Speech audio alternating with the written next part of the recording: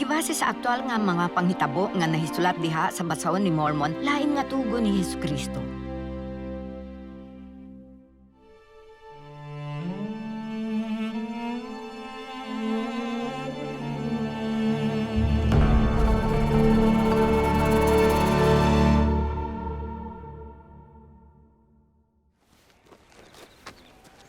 Namulong ka og paghinulsol.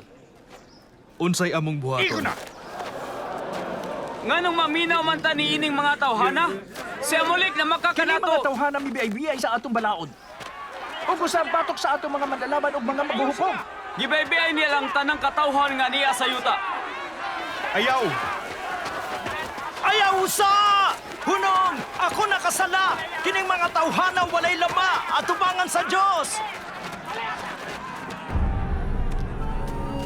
Bituo ka ba sa mga pulong ni ini nga gitawag nga propeta? Dada sila. Ayaw! Sunog ang asawa sa tumuto Ayaw! mga anak. Ayaw! Ayaw! Nangahas ka sa paghagit sa akong autoridad? Ako nakasala o kini sila walay lama sa atubangan sa Dios. Mapanamas tamason, kining mga tawhana. Dada sila, ipalayo sila, ikagawa sila sa akong nataran.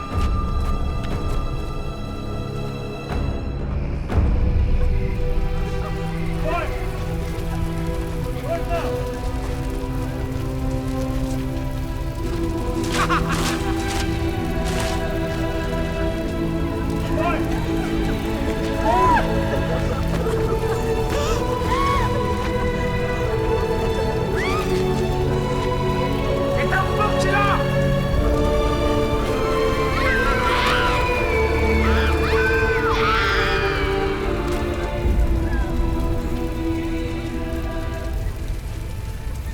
Unsaon nato sa pagsaksi ni ining makahadlok nga talanawon, ipatuyod nato ang atong mga kamot o gamiton ang gahom sa Dios ug luwason sila gikan sa mga dilaab sa kalayo.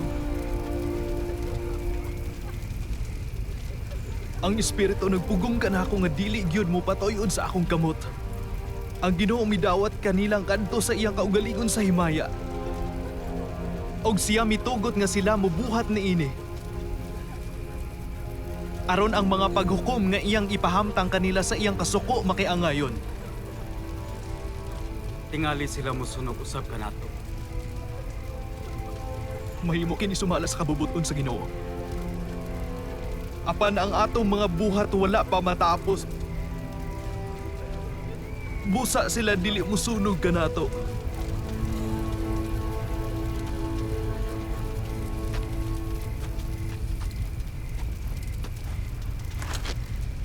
Human ka mo makakita mo sangyaw ba kamo pag-usab ni ini nga katawan? Kamu nakakita nga kamo walay gahom sa pagluwas ni adtong gitambog sa kalayo. Niyang Dios miluwas kanila tungod kay sila sakop sa inyong pagtuo. Unsay inyong ikasulti?